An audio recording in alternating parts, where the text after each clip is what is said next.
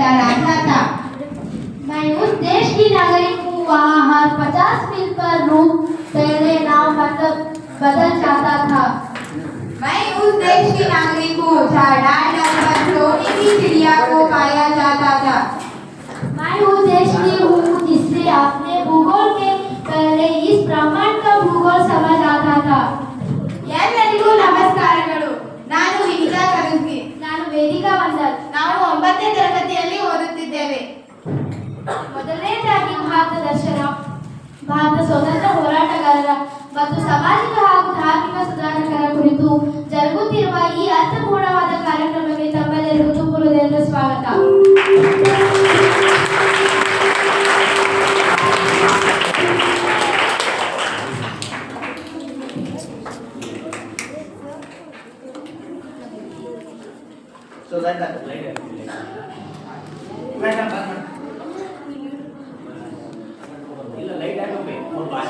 ಈ ಒಂದು ಸುಂದರವಾದ ಅರ್ಥಪೂರ್ಣವಾದ ಕಾರ್ಯಕ್ರಮದಲ್ಲಿ ನಮ್ಮೆಲ್ಲರ ಹೆಮ್ಮೆಯ ದೇಶ ಭಾರತದ ಹಿರಿಮೆ ಗರಿಮೆಯನ್ನು ಸಾರುವ ಮತ್ತು ಭಾರತದ ಸ್ವತಂತ್ರಕ್ಕಾಗಿ ಹೋರಾಡಿದ ಮಹಾನ್ ಸ್ವತಂತ್ರ ಹೋರಾಟಗಾರರ ಪರಿಚಯ ಹಾಗೂ ಅವರು ಹೋರಾಡಿದ ಬಲಿ ಮತ್ತು ಸ್ವತಂತ್ರ ಪೂರ್ವದಲ್ಲಿ ಭಾರತದಲ್ಲಿ ಆಳವಾಗಿ ಬೆಳಗಿರುವ ಜಾತೀಯತೆ, ಅಸಮಾನತೆ, ಲಿಂಗಭೇದ, ಧರ್ಮಭೇದ ಹಾಗೂ ಅನಾಡಳಿತೆಯಿಂದ ಕೂಡಿರುವ ಮೂಢನಂಬಿಕೆಯಿಂದ ಇನ್ನೂ ಅನೇಕ ವಿಷಯಗಳ ವಿರುದ್ಧ ಹೋರಾಡಿದ ಸಾಮಾಜಿಕ ಹಾಗೂ ಧಾರ್ಮಿಕ ಸುಧಾರಕರುಗಳ ಕಾರ್ಯಕ್ರಮ ಸ್ಮರಿಸಲಾಗುತ್ತದೆ. ಮೊದಲನೇದಾಗಿ ತಾಯಿ ಭಾರತಾಂಬೆಯ ಹಿರಿಮೆ ಗರಿಮೆಯನ್ನು ವರ್ಣಿಸಲು ನಮ್ಮ ಶಾಲೆಯ 7ನೇ ತರಗತಿ ವಿದ್ಯಾರ್ಥಿನಿಯಾದ ಸಹೋದರಿ ಸ್ವಾತಿ ಪಾಟೀಲ್ ಅವರಿಗೆ ವೇದಿಕೆಗೆ ಆಹ್ವಾನಿಸುತ್ತೇವೆ.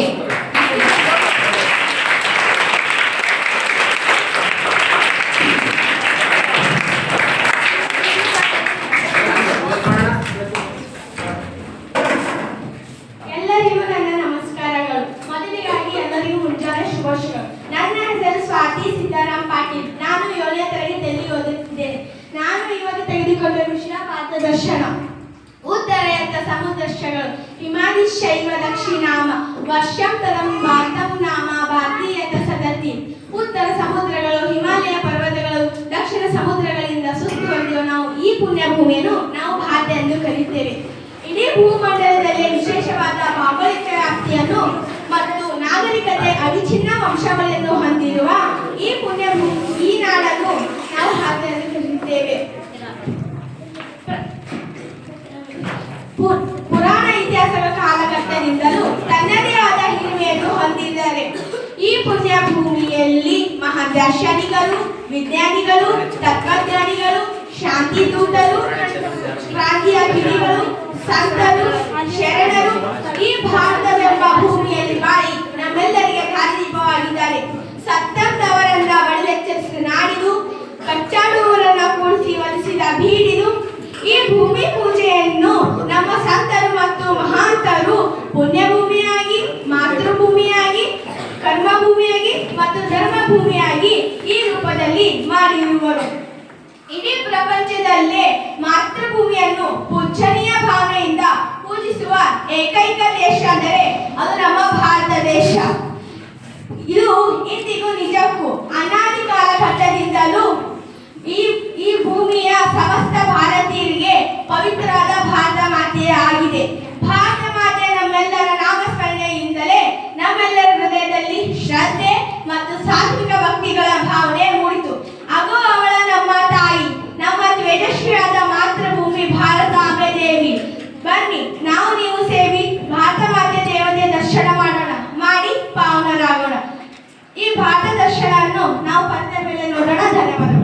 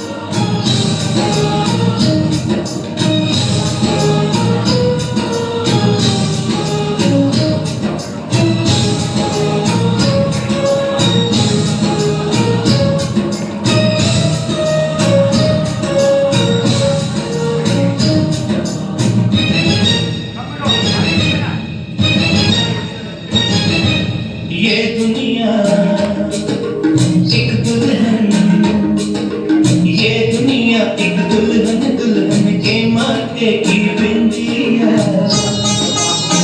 ये मेरा इंडिया, ये मेरा India. I love my India, I love my India। ये दुनिया एक दुल्हन, ये दुनिया एक दुल्हन, दुल्हन के माथे की बिंदिया। ये मेरा India, I love my India। ये मेरा India, I love my India।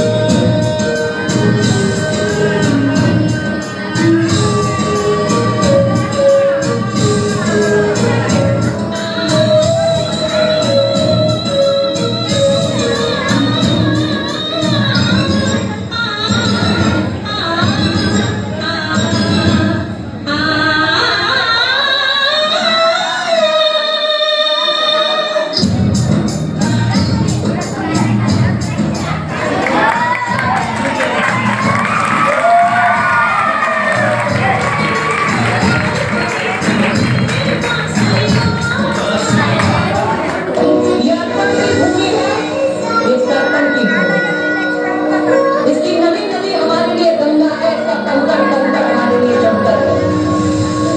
हम जिएंगे तो इस भारत के लिए और मरेंगे तो इस भारत के लिए, और मरने के बाद भी गंगा जल में बहती हुई हमारी अस्थियों को कोई कान लगाकर सुनेगा तो एक ही आवाज आएगी, भारत माता की जय।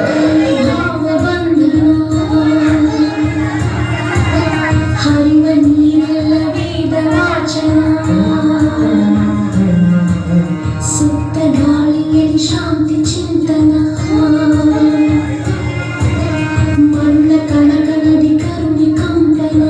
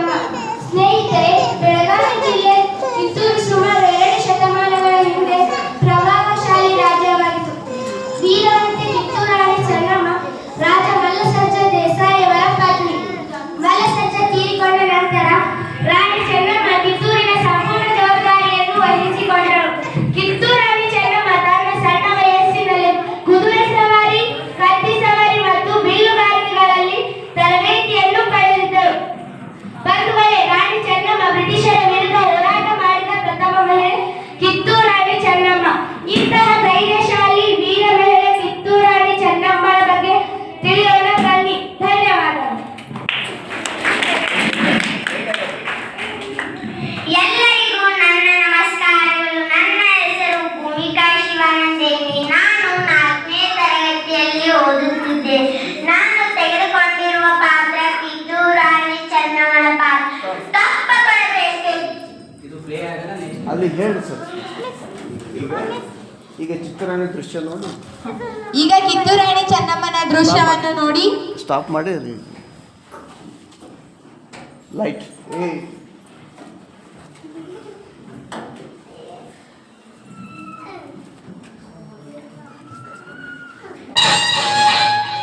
ಪ್ರಪಂಚದ ಭೂಪಟದಲ್ಲಿ ಭಾರತ ತನ್ನದೇ ಆದ ಮಹತ್ವದ ಸ್ಥಾನ ಪಡೆದಿದೆ. ಅದರಲ್ಲೂ ಸ್ವತಂತ್ರ ಸಂಗ್ರಾಮಕ್ಕಾಗಿ ಹೋರಾಟದ ಮುನ್ನುಡಿಯಲ್ಲಿ ಚಿಕ್ಕ ಸಂಸ್ಥಾನ ಕಿತ್ತೂರು. ಭಾರತದ ಸ್ವಾತಂತ್ರ್ಯ ಹೋರಾಟ ಭಾರತಕ್ಕೆ ಹೊಸ ಹುಟ್ಟನ್ನು ನೀಡಿದ ಕಿತ್ತೂರು ಸಂಸ್ಥಾನ ತನ್ನ ಸ್ವತಂತ್ರ ಅಸ್ತಿತ್ವ ಕಾಪಾಡಿಕೊಳ್ಳುತ್ತಲೇ ಬಂದಿತು. ಭಾರತದ ಇನ್ನಿತರ ಸಂಸ್ಥಾನಗಳಿಗಿಂತಲೂ ಕಿತ್ತೂರು ಸಂಸ್ಥಾನದ ಅಭಿವೃದ್ಧಿ ಶ್ರೀಮಂತಿಕೆ ಬ್ರಿಟಿಷರ ಗಮನ ಸೆಳೆದಿತ್ತು. ಕೇವಲ 6 ಗ್ರಾಮಗಳ ಉಮ್ಮಡಿಯಿಂದ 700 ಗ್ರಾಮಗಳ ಒಡೆತನಕ್ಕೆ ತಮ್ಮ ಅಧಿಕಾರ ವಿಸ್ತರಿಸಿಕೊಂಡಿತ್ತು ಕಿತ್ತೂರು. ಕ್ರಿಸ್ತಶಕ 1585ರಿಂದ 1824ರವರೆಗೆ ಕಿತ್ತೂರು ಸಂಸ್ಥಾನದ 239 ವರ್ಷಗಳ ಆಡಳಿತ ಜನಪ್ರಿಯವಾಗಿತ್ತು. ಎಂಥ ಕಠಿಣ ಸಂದರ್ಭದಲ್ಲಿಯೂ ಕಿತ್ತೂರು ಸಂಸ್ಥಾನ ತನ್ನ ಅಸ್ತಿತ್ವವನ್ನು ಉಳಿಸಿಕೊಳ್ಳುತ್ತಲೇ ಬಂದಿದ್ದಿತು. ಕಾದುತ್ತಾ ಮರಣವನ್ನಪ್ಪುವುದೇ ವಿನಃ ಎಂದೂ ರಣರಂಗದಿಂದ ಹಿಂದೆಗೆಯುವು ಎಂದು ಗರ್ಜಿಸುತ್ತಾ ರಣರಂಗಕ್ಕೆ ಧುಮುಕಿ ಬ್ರಿಟಿಷರಿಗೆ ಸಿಂಹ ಸ್ವಪ್ನವಾಗಿದ್ದ ವೀರರಾಣಿ ಕಿತ್ತೂರು ಚೆನ್ನಮ್ಮನ ಧೈರ್ಯ ಸಾಹಸಗಳು ರೋಮಾಂಚನಗೊಳಿಸುತ್ತವೆ. ಝಾನ್ಸಿ ರಾಣಿ ಲಕ್ಷ್ಮೀಬಾಯಿಗಿಂತ ಮೊದಲೇ ಚೆನ್ನಮ್ಮನ ಹೋರಾಟವು ಭಾರತೀಯ ಸ್ವಾತಂತ್ರ್ಯ ಸಂಗ್ರಾಮದ ಮುನ್ನುಡಿಯಲ್ಲಿ ಶಾಶ್ವತ ಸ್ಥಾನ ಪಡೆದಿದೆ. ಚೆನ್ನಮ್ಮನ ಮುನ್ನುಡಿಯಲ್ಲಿ ಬೆಂಗಾವಲಾಗಿ ಬಂಟರಾಗಿ ಸರ್ದಾರ ಗುರುಸಿದ್ದಪ್ಪ, ಸಂಗೊಳ್ಳಿ ಮಾರಣ್ಣ, ಅವರಾದಿ ವೀರಪ್ಪ, ಅಮಕೂರು ಬಾಳಪ್ಪ, ಬಿತ್ತಿಗತ್ತಿ ಚೆನ್ನಬಸಪ್ಪ, ಒಡ್ಡರ ಯಲ್ಲಣ್ಣ, ಗಜವೀರನಂತಹ ಅನೇಕ ಕಲಿಮಿಗಳು, ಸ್ವಾಮಿ ನಿಷ್ಠರು, ನಾಡ ಭಕ್ತರ, ದೇಶಭಕ್ತರ ಕೆಚ್ಚೆದೆಯ ಹೋರಾಟ ವಿಸ್ಮರಣೀಯವಾದದ್ದು. ಸ್ವಾಭಿಮಾನದ ಯುದ್ಧ ಸಾರಿ ಭಾರತದ ಭೂಪಟದಲ್ಲಿ ಸ್ಫೂರ್ತಿದಾಯಕವಾದ ಮಹಾನ್ ವೀರಗಾಥೆಯ ಸ್ವಾತಂತ್ರ್ಯ ಸಂಗ್ರಾಮದ ಬೆಳ್ಳಿ ಚುಕ್ಕಿ ಎಂದೇ ಖ್ಯಾತಿ ಪಡೆದ ವೀರರಾಣಿ ಕಿತ್ತೂರು ಚೆನ್ನಮ್ಮನ ಕುರಿತು ನಾವು ನಿಮಗೆ ಕಪ್ಪ ಕೊಡಬೇಕು. ಕಬ್ಬು ತಿನ್ನುವುದಕ್ಕೆ ಬಿಟ್ಟ ಕಟ್ಟಿಗೆ ಕೂಲಿಯನ್ನು ಬೇರೆ ಕೊಡಬೇಕೆ? ಏಕೆ? ಮೋಡ ಮಳೆ ಸುರಿಸುತ್ತದೆ, ಭೂಮಿ ಬೆಳೆ ಬೆಳೆಯುತ್ತದೆ. ನಿಮಗೆ ಎಷ್ಟು ಕೊಡಬೇಕು ಕಪ್ಪ? ನಮ್ಮವರು ಬಿತ್ತೀರಾ, ನೀರು ಹಾಕಿ ನಾಟಿ ಇಡ್ತೀರಾ, ಹೊರೆ ಹೊತ್ತೀರಾ, ದಣಿದವರಿಗೆ ಔಷಧಿ ಕಳಿಸಿಕೊಡ್ತೀರಾ. ನಿಮಗೆ ಎಷ್ಟು ಕೊಡಬೇಕು ಕಪ್ಪ? ನೀವೇನು ಅಣ್ಣ ತಮ್ಮಂದಿರೇ, ನೆಂಟರೆ, ಇಷ್ಟರೇ, ದಾಯಾದಿಗಳೇ, ನಿಮಗೆ ಎಷ್ಟು ಕೊಡಬೇಕು ಕಪ್ಪ? ಹಿಂದೂಸ್ಥಾನವು ಎಂದೋ ಮರೆಯದ ಭಾರತ ರತ್ನವು ನಾವು ಕನ್ನಡ ಹಿರಿಮೆಯ ಕೆಚ್ಚೆದೆಯ ಕನ್ನಡತಿ, ಸ್ವಾತಂತ್ರ್ಯ ಸಂಗ್ರಾಮದ ಬೆಳ್ಳಿ ಚುಕ್ಕಿ, ವೀರರಾಣಿ ಕಿತ್ತೂರು ಚೆನ್ನಮ್ಮ. ಈಗ ಭೂಮಿಕಾ ದೇವಣಿಯವರು ತಮ್ಮ ಪಾತ್ರವನ್ನು ಪ್ರದರ್ಶಿಸಬೇಕು. ಎಲ್ಲರಿಗೂ ನನ್ನ ನಮಸ್ಕಾರಗಳು. ನನ್ನ ಹೆಸರು ಭೂಮಿಕಾ ಶಿವನಂದೇವಿ. ನಾನು 4ನೇ ತರಗತಿಯಲ್ಲಿ ಓದುತ್ತಿದ್ದೇನೆ. ನಾನು ತೆಗೆದುಕೊಂಡಿರುವ ಪಾತ್ರ ಕಿತ್ತೂರು ರಾಣಿ ಚೆನ್ನಮ್ಮನ ಪಾತ್ರ. ಕಪ್ಪ ಕೊಡಬೇಕೆ ಕಪ್ಪ? ನಿಮಗೆ ಏಕೆ ಕೊಡಬೇಕು ಕಪ್ಪ? ಕಪ್ಪು ತಿನ್ನಲು ಬಿಟ್ಟ ಕಪ್ಪಿಗೆ ಕೂಲಿ ಕೊಡಬೇಕೆ? ಮೋಡ ಮಳೆ ಸುರಿಸುತ್ತದೆ, ಭೂಮಿ ಬೆಳೆ ಬೆಳೆಯುತ್ತದೆ. ನಿಮಗೇಕೆ ಕೊಡಬೇಕು ಕಪ್ಪ? ನೀವೇನು ನಮ್ಮಂಗದಿರು ಉತ್ತೀರಾ, ಬಿತ್ತೀರಾ, ನೀರು ಹಾಯಿಸಿ ನಾಟಿ ನೆಟ್ಟಿರ, ಹೊರೆ ಹೊತ್ತೀರಾ, ದರಿದವರಿಗೆ ಅಂಬಲಿ ಮಾಡಿ ಕುಡಿಸಿರಾ. ನೀವೇನು ನಮ್ಮ ಅಣ್ಣ ತಮ್ಮದಿರೇ, ನೆಂಟರೇ, ದಾಯಾದಿಗಳೇ, ನಿಮಗೇಕೆ ಕೊಡಬೇಕು ಕಪ್ಪ? ಈ ಕಿತ್ತೂರಿನವರಿ ಕಪ್ಪ ಕೇಳಲು ಬಂದರೆ ನಾಲಿಗೆ ಸೀಳು. ಎಚ್ಚರಿಕೆ, ಬದುಕುವ ಆಸೆ ನಿಮಗೂ ಇಲ್ಲ, ನಿಮ್ಮನ್ನು ಉಳಿಸುವ ಆಸೆ ನನಗೂ. ಏ ಕೆಂಪು ಮುಸುಡಿಯ ಮಗ, ನಮ್ಮ ದೇಶ ಬಿಟ್ಟು ತೊಲಗಿ. ಹರ ಹರ ಮಹಾದೇವ್, ಹರ ಹರ ಮಹಾದೇವ್. ಧನ್ಯವಾದ. ಹರ ಹರ ಮಹಾದೇವ್.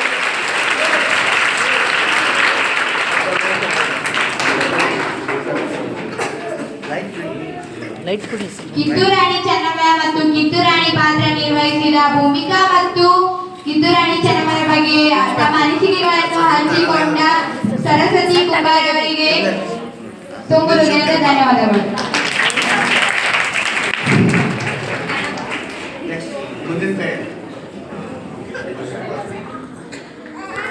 ಕ್ರಾಂತಿವೀರ ಸಂಗೊಳ್ಳಿ ರಾಯಣ್ಣ ಹೋರಾಟ ಹಾಗೂ ಜೀವನ ಚರಿತ್ರೆ ಕುರಿತು ವಿವರಣೆಯನ್ನು ನೀಡಲು 7ನೇ ತರಗತಿಯ ಸಹೋದರಿಯಾದ ಲಕ್ಷ್ಮೀ ಪಟೇಲ್ ಅವರಿಗೆ ಜೋರಾದ ಚಪ್ಪಾಳೆಯೊಂದಿಗೆ ಬರಮಾಡಿಕೊಳ್ಳೋಣ. ಅದೇ ರೀತಿಯಾಗಿ ಪಾತ್ರಧಾರಿಯಾದ ಸಂಗೊಳ್ಳಿ ರಾಯಣ್ಣನ ಬಗ್ಗೆ ಪಾತ್ರಧಾರಿಯಾದ ಪ್ರಭುಲಿಂಗ ಅವರಿಗೂ ಕೂಡ ಜೋರಾದ ಚಪ್ಪಾಳೆಯೊಂದಿಗೆ ಬರಮಾಡಿಕೊಳ್ಳೋಣ.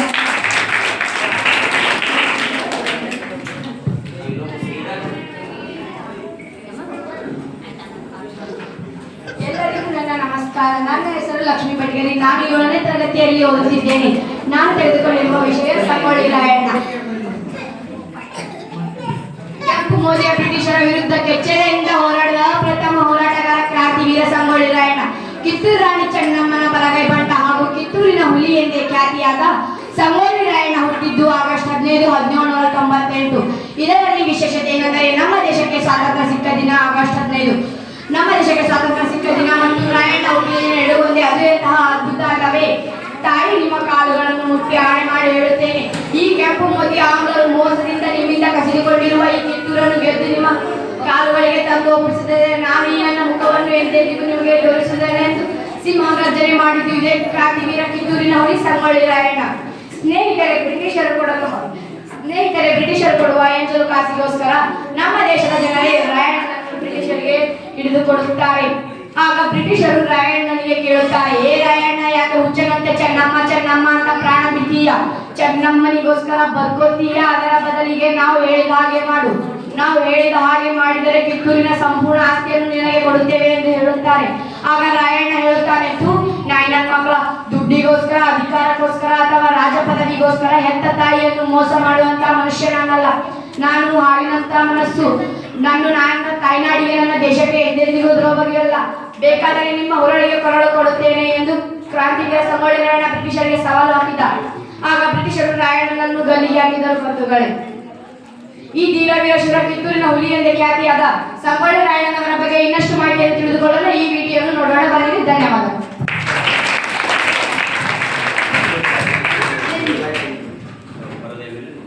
ಸಂಗೊಳ್ಳಿ ರಾಯಣ್ಣ ದೃಶ್ಯ ಈಗ ಪರದೆ ಮೇಲೆ ನೋಡೋಣ.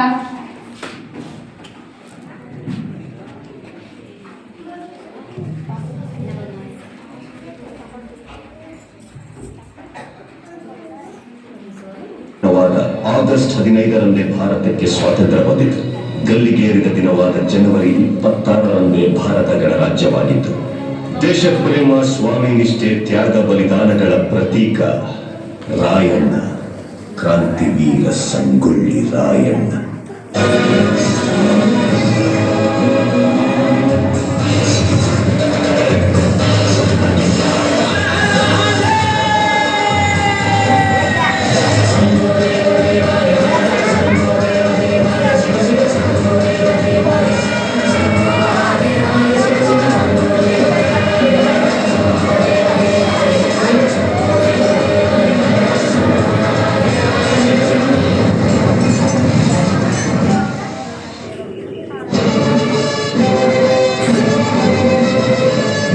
ಭೂಮಿ ದೇಶ ಮೆಟ್ಟಿ ಮೆರೆಯುವ ವೀರ ಮಾತೆ ಆವೇಶ ಛಲವ ತೋರುವ. ಕಿತ್ತೂರ ಗೆದ್ದು ಉತ್ತ ಬೀಳುವೆ ತಾಯಿ, ಇಲ್ಲದಿದ್ದರೆ ರಣದಾಗ ಬಿಟ್ಟು ಹೋಗುವೆ. ಇದು ಕದ್ದ ಮಾತಲ್ಲ ಎಂದು ಶಪಥಗೈದ ಕ್ರಾಂತಿವೀರ ಸಂಗೊಳ್ಳಿ ರಾಯಣ್ಣ.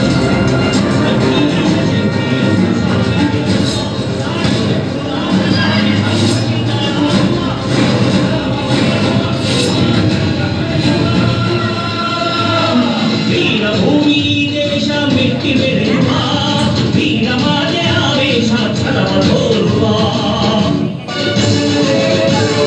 ಕರುನಾಡ ಸಿಂಹಗಳೇ, ಬೆಚ್ಚನೆಯ ಕಲಿಗಳೇ, ಈ ಭೂಮಿ ಸೀಮೆ ಎಂದೆಂದು ನಮ್ಮದೇ. ಕರುನಾಡ ಸಿಂಹಗಳೇ, ಬೆಚ್ಚ ದೇಶ ಕಲಿಗಳೇ ಈ ಭೂಮಿ ಸೀಮೆ ಎಂದೆಂದು ನಮ್ಮದೇ ಗುಲಾಮಗಿರಿ ಬದುಕಿಗೆ ಕಿಲಾಂಚಲಿಯನ್ನಿಟ್ಟು ಸಲಾಮು ಬಯಸುವ ಕೆಂಪು ಕೋತಿಗಳ ನೆತ್ತರ ಕುಡಿಯುವ ಬಂದೆ ಅಡಿಯಾಡು ನಾವಲ್ಲ ಚೆತ್ತ ಹುಲಿಗಳೇ ಅರಹಂಗೂ ಬೇಕಿಲ್ಲ ಎಚ್ಚೆತ್ತು ನಿಂತರೆ ಜೀವನವೇ ಹೋರಾಟ ಹುಟ್ಟು ಸಾವು ಚೆಲ್ಲಾಟ ಸ್ವಾತಂತ್ರ್ಯ ನವನೀತ ಬಿದ್ದ ಬದುಕು ಜಂಜಾಟ ಹುಟ್ಟಿನ ಸಹನ ಆಳುವ ದೇಶದ ಕತ್ತಲೆ ನಡೆಯುವ ವೀರಭೂಮಿ ದೇಶ ಮೆಟ್ಟಿ ಮೆರೆಯುವ ವೀರಮಾತೆ ಆವೇಶ ಚಲವ ರಮೇಶ್ ಸರ್ ವಿಡಿಯೋ ಇದ್ದಾಗ ಡೋರ್ ಓಪನ್ ಮಾಡಬೇಡ್ರಿ ವಿಡಿಯೋ ಆಫ್ ಆಯ್ತು ಅಂದ್ರೆ ಆಮೇಲೆ ಡೋರ್ ಓಪನ್ ಮಾಡಿ ಭಾಷಣ ನಡೆಯುವಂಥ ಸಂದರ್ಭದಲ್ಲಿ ಡೋರ್ ಓಪನ್ ಮಾಡಿದ್ರೆ ಅಡ್ಜಸ್ಟ್ ಆಗ್ತದೆ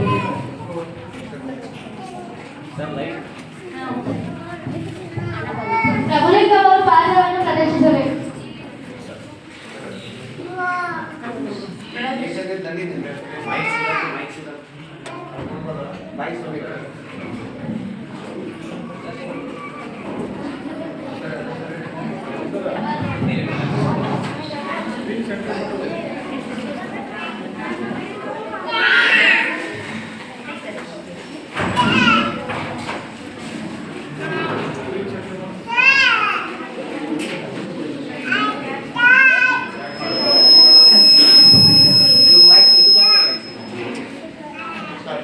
ಮುಚ್ಚುವಾಯ್ ತಾಯಿಯ ಆಸ್ಥಾನಕ್ಕೆ ಬಂದು ತಾಯಿಗೆ ಎಚ್ಚರಿಕೆ ಕೊಡುವಷ್ಟು ಸಕ್ಕೇನು ನಿನಗ ಇಲ್ಲಿ ಕಟ್ಟಡ ಮಾಡೋ ಅಧಿಕಾರ ಇರುವುದು ನಮಗ ನಿಮಗಲ್ಲ.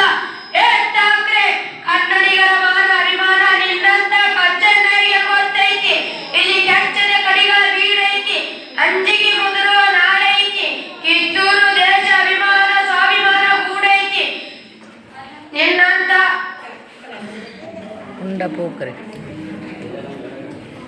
ಬದುಕುವ ಆಸೆ ನಿಮಗಿದ್ದಂಗಿಲ್ಲ, ನಿಮ್ಮನ್ನು ಉಳಿಸುವ ಆಸೆ ನಮಗೂ ಇಲ್ಲ. ಗುರುದೇವ ಎಂತ ತಾಯಿ ಕತ್ತು ಇಚ್ಕೋ ಸಂಚೆ ನಡೆಸು. ಇಂಥ ಮಂಗ್ಯ ಮಕ್ಕಳ ಮಾತು ಕೇಳಿ ಪೂರ ಕಾನೂನು ಶಂಡಲ್ರಿ. ಕಿತ್ತೂರು ಹಳಿ ಚೆನ್ನಮ್ಮನ ಹೊಂಟೈತಿನ್ರಿ. ಇದು ಕಾಲ್ ಕೆದರೆ ಜಗಳಕ್ಕೆ ನಿಂತರೆ ಕೆಂಪು ಕೋತಿ ತಲೆಯನ್ನ ಅಡ್ಡಾಗಿ ಹಾಕ್ತೀನಿ. ಈ ಕಿತ್ತೂರು ಸ್ವಾತಂತ್ರ್ಯ ಮಾಡಬೇಕಂತ ಸಂಕಲ್ಪ ತೊಟ್ಟಿರು ಗುಂಡೆದ ಗಣ್ಣಿರುವ ಭೂಮಿ ನಮ್ಮದು. ಈ ಕನ್ನಡದ ನೆಲದಾಗ ಹುಟ್ಟಿರೋ ಮಕ್ಕಳು ದೇಶಕ್ಕೋಸ್ಕರ ಸಹಾಯಕರು. ಜೈ ಜೈ ಕರ್ನಾಟಕ.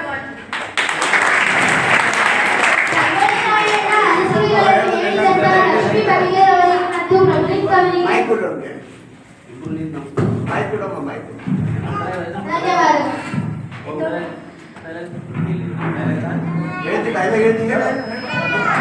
ಮುಚ್ಚುವಾಯ್ ತಾಯಿಯ ಆಸ್ಥಾನಕ್ಕೆ ಬಂದು ತಾಯಿಗೆ ಎಚ್ಚರಿಕೆ ಕೊಡುವಷ್ಟು ಸೊಕ್ಕ ನಿನಗ ಇಲ್ಲಿ ಕಟ್ಟಾಯ ಮಾಡೋ ಅಧಿಕಾರ ಇರುವುದು ನಮಗ ನಿಮಗ